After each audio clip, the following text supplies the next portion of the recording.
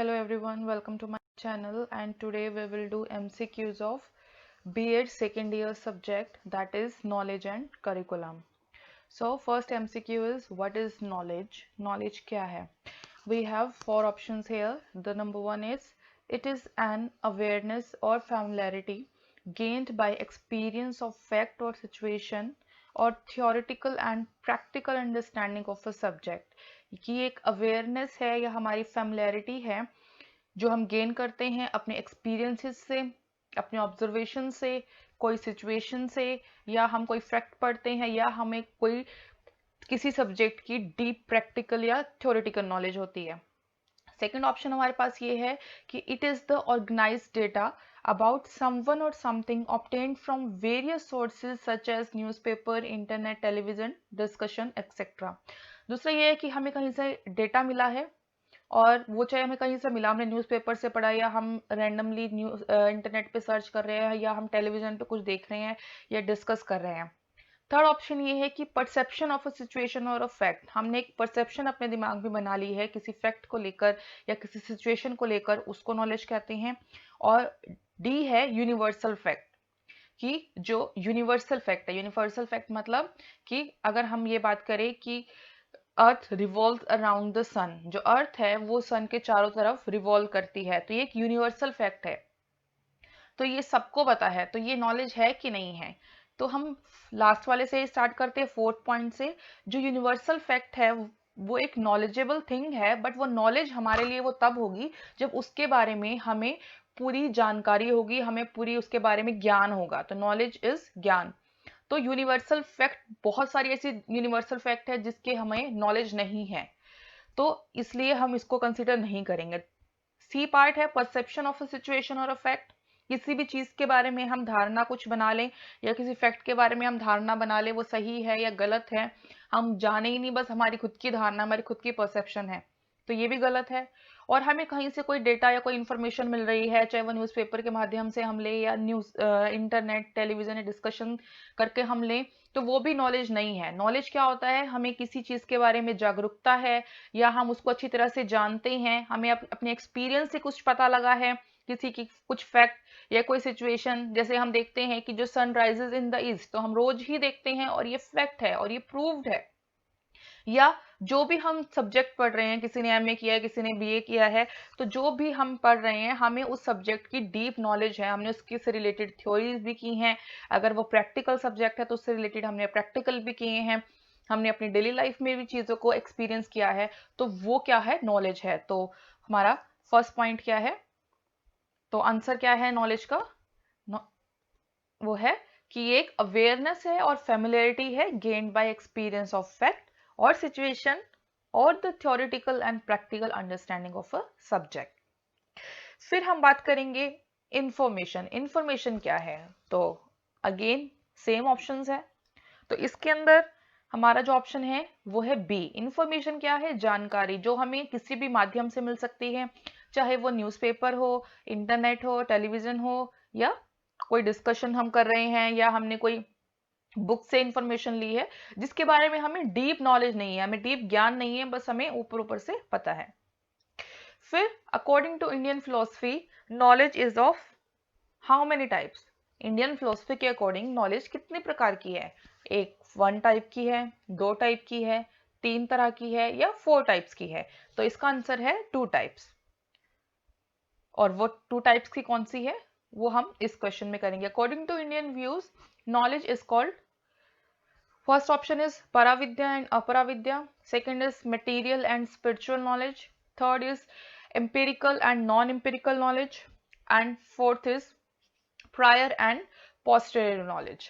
तो नीचे हमें ऑप्शंस गिवन है कि जो हमारा फर्स्ट और सेकंड है, ए ऑप्शन है हमारा कि फर्स्ट और सेकंड है, यानी कि Paravidya, Aparavidya and material and spiritual knowledge, और बी ऑप्शन है कि थर्ड और फोर्थ, सी ऑप्शन है all the above, and D option है नन ऑफ द अबव। तो इसका आंसर है हमारे पास फर्स्ट ऑप्शन, जो है पराविद्या अपराविद्या, यानी कि फिजिकल वर्ल्ड से जो रिलेट करती है, मटेरियलिस्टिक नॉलेज जो है, और जो स्पिरिचुअल वर्ल्ड से रिलेट करती है।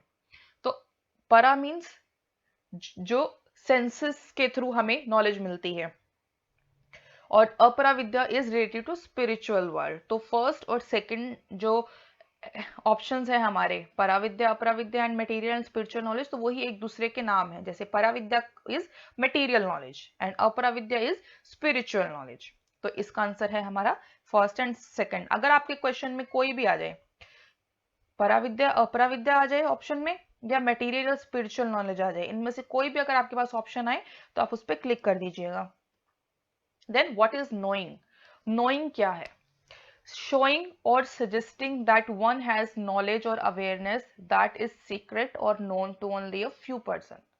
हम कोई चीज जानते हैं, ये तो लाइन ही बता रही है कि कोई चीज हम जान रहे हैं, तो हम क्या कर रहे हैं, वी आर शोइंग और वी आर सजेस्टिंग कि हमें उस चीज के बारे में हमारे पास अवेयरनेस है जो कि बहुत कम लोग जानते हैं। Then ability to think and act flexibly with what one knows।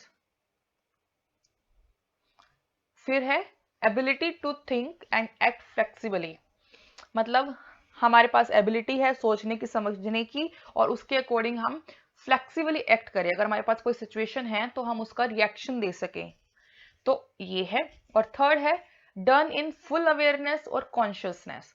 तो मतलब ये फुल अवेयरनेस में की जाती है और कॉन्शियसनेस, हम कॉन्शियस है। तो इसके जो आंसर है वो तीनों ही ऑप्शन है। अगर ऊपर क्वेश्चन आ जाए व्हाट इज नोइंग और इन तीनों में से कोई भी ऑप्शन गिवन हो, तो हम उस पर तीनों पे ही क्लिक करेंगे क्योंकि इसके आंसर तीनों ही हैं। पहला चीज ये है कि नोइंग मतलब हम किसी को बता रहे हैं या हमें किसी चीज की नॉलेज है, हम जानते हैं जिसके बारे में बहुत लोग नहीं जानते, हमें उसके बारे में ज्ञान है और हम उस चीज के बारे में अवेयर हैं, हमें पता है कि हमें उस बारे में ज्ञान है, और उसकी हेल्प से हम क्या करते हैं, हमारी ये एबिलिटी है सोचने की और फ्लेक्सिबली एक्ट करने की। कोई भी अगर हमारे पास सिचुएशन आएगी तो हम उस पर रिएक्ट कर सकते हैं। तो ये होता है नोइंग। तो इसका ऑप्शन है ऑल द अबव। फिर है which of the following statement is not correct about knowledge. तो नॉलेज के बारे में इनमें से कौन सी जो लाइन है, कौन सा जो ऑप्शन है वो करेक्ट नहीं है, नॉट करेक्ट। तो पहला ये है it advances by leap. It advances by leap का मतलब ये है कि अगर आप कोई चीज पढ़ रहे हैं, उसमें गैप आ जाता है, तो आपकी नॉलेज एनहेंस हो जाएगी।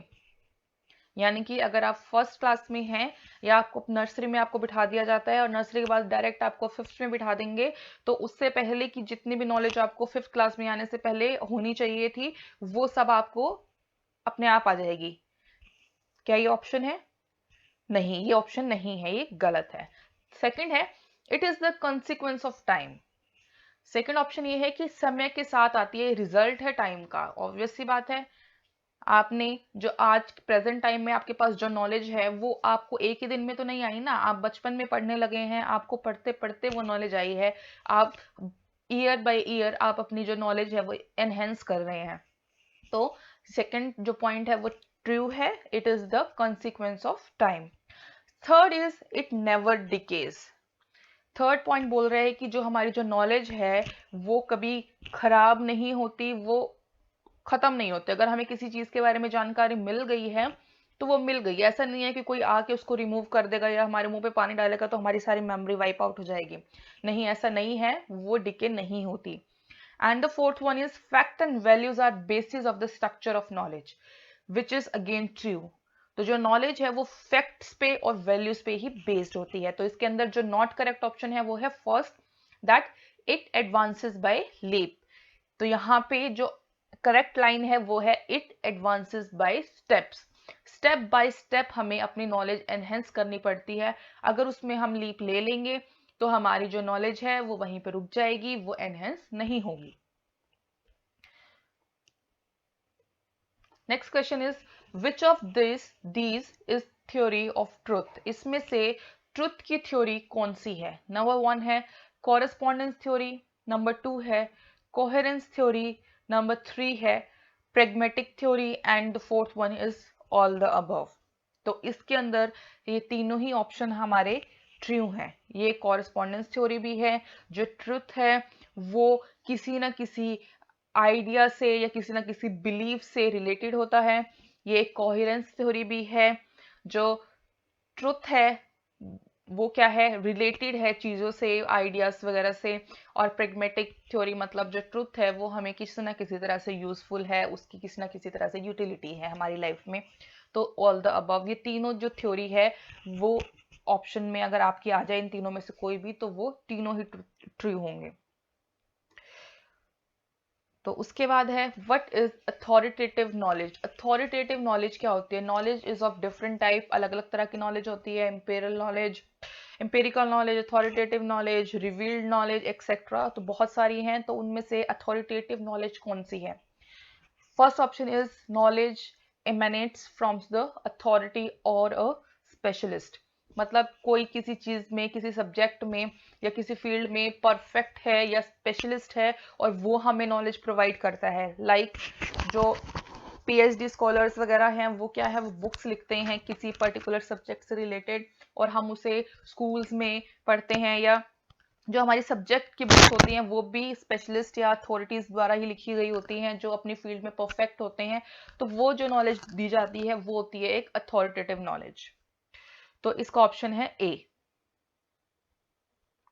उसके बाद है, मैं now what is intuitive knowledge. तो इंट्यूटिव नॉलेज होती है which can't be repeated by personal experience. हमें कभी कोई इंट्यूशन हुई, कुछ इंट्यूशनली हमें कुछ नॉलेज हुई, हमें कुछ पता लगा, लेकिन हम उसको हर बार रिपीट नहीं कर सकते। जरूरी नहीं है कि हमें हर बार इंट्यूशन हो, और इस चीज को हम साइंटिफिकली वेरीफाई भी नहीं कर सकते। तो इसका ऑप्शन है B, a knowledge can not be repeated by personal experiences nor can be verified scientifically. Then what is revealed knowledge. Revealed knowledge क्या है? Revealed knowledge is knowledge come from divine sources. मतलब जो divine sources है, जो हमारी holy books में है, जैसे भगवत गीता में है या हमारी बाइबल हो गई, इसके अंदर जो नॉलेज होती है, कुरान है या और भी बहुत सारे हमारे वेद हैं।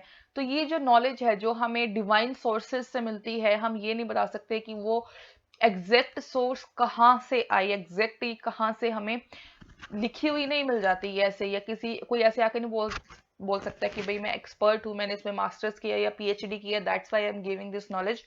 ऐसा कुछ नहीं है। ये स्पिरिचुअल, ये रिलीजन से रिलेटेड होती है नॉर्मली, जो रिवील्ड नॉलेज होती है। Then what is empirical knowledge. Empirical knowledge means which is gained through senses observation. जो हमारी सेंसेस ऑब्जर्व करती है, हमारी जो 5 सेंसेस हैं वो जो ऑब्जर्व करती है वो होती है हमारी empirical knowledge. Then what is belief. Belief क्या है? It is a personal statement evaluated to be true by a person. Second is it is a universal statement evaluated to be true by computation. C is it is objective, and D is it is fact and reality. तो number 1 is it is a personal statement. पहली चीज तो ये है कि एक personal statement है। जरूरी नहीं है जिस चीज में मेरा बिलीव हो उस चीज में आपका बिलीव हो, और ये भी जरूरी नहीं है कि जिस चीज में आप विश्वास रखते हो उस चीज में मैं भी विश्वास रखती हूँ। तो हर किसी का एक अपना पर्सनल बिलीव होता है। तो इसका आंसर है फर्स्ट। अब हम बात करें यूनिवर्सल स्टेटमेंट की, बी पॉइंट पे अगर हम आए तो जो यूनिवर्सल स्टेटमेंट है वो बिलीफ नहीं हो सकता। जो चीज एक यूनिवर्सल स्टेटमेंट है और हमने उसको कैलकुलेट किया है, समहाउ उसको हमने कैलकुलेट करके उसको हमने बताया है कि ये एक वैलिड स्टेटमेंट है, एक वेरीफाइड और साइंटिफिकली प्रूव्ड स्टेटमेंट है, तो वो बिलीफ नहीं होगी, वो कुछ और होगी। वो हम नेक्स्ट क्वेश्चन में बात करेंगे उसके बारे में। फिर it is objective. Belief is never objective. Belief subjective होता है और वो जरूरी नहीं है कि फैक्ट और रियलिटी पे बेस्ड हो। अगर हमारे पास फॉर एग्जाम्पल हमने कोई चीज, हम किसी न किसी में विश्वास रखते हैं, किसी न किसी भगवान को मानते हैं और हमारा बिलीव है, हम चाहते हैं कि हमारी ये चीज हो जाए या वो चीज हो जाए, और अगर हमारी वो चीज हो जाती है, हमें वो चीज मिल जाती है, तो हमारा विश्वास पक्का हो जाता है। लेकिन इट डजंट मीन कि वो किसी दूसरे के लिए भी वो विश्वास पक्का हो। तो बिलीफ क्या है? वो एक पर्सनल बंदे की स्टेटमेंट है जो उसी ने evaluate. Now what is truth. So it is a universal statement evaluated to be true by computation. मतलब ये एक यूनिवर्सल स्टेटमेंट है जिसको साइंटिफिकली प्रूव किया गया है। जैसे अर्थ रिवॉल्व अराउंड द सन। तो ये साइंटिफिकली प्रूव है, ऐसा नहीं है कि ये सिर्फ मेरे अकेले के लिए रिवॉल्व करती है, वो सबके लिए रिवॉल्व करती है, वो एक यूनिवर्सल फैक्ट है।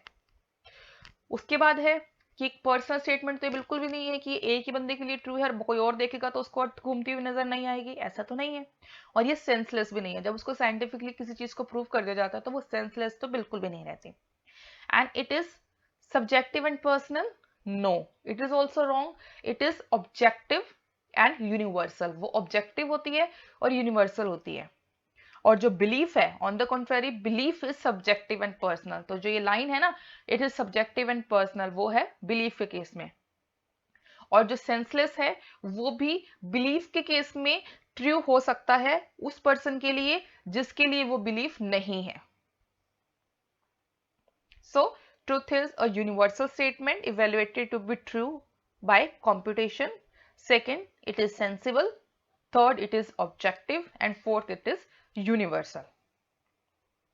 Now, who is the author of the book The Magic of Believing? This book was written in 1948. So, who is the author of this book?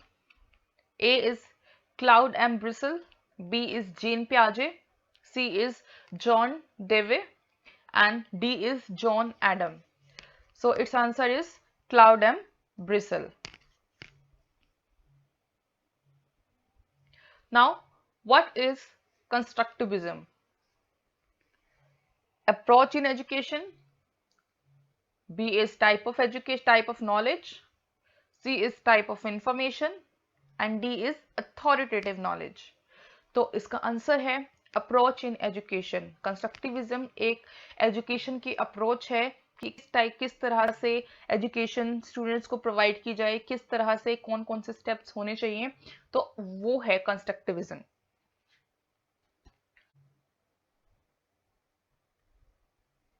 सो इसके स्टेप्स हैं कॉन्क्रीट एक्सपीरियंस, हम कोई चीज एक्सपीरियंस कर रहे हैं, then we observe and reflect, then we form an abstract concept, फिर एक एब्स्ट्रैक्ट कॉन्सेप्ट हम बना रहे हैं उससे रिलेटेड, और फिर उसको हम न्यू सिचुएशन में हम टेस्ट कर रहे हैं, और फिर ये एक साइकिल है, देन अगेन हम उसको एक कॉन्क्रीट हम एक्सपीरियंस ले रहे हैं। इसको हम आगे और डिटेल में करेंगे। अभी इस वीडियो के लिए बस इतना ही। नेक्स्ट वीडियो में हम इसी सब्जेक्ट के और इसी चैप्टर के एमसीक्यूज कंटिन्यू करेंगे। Till then, thank you and bye bye.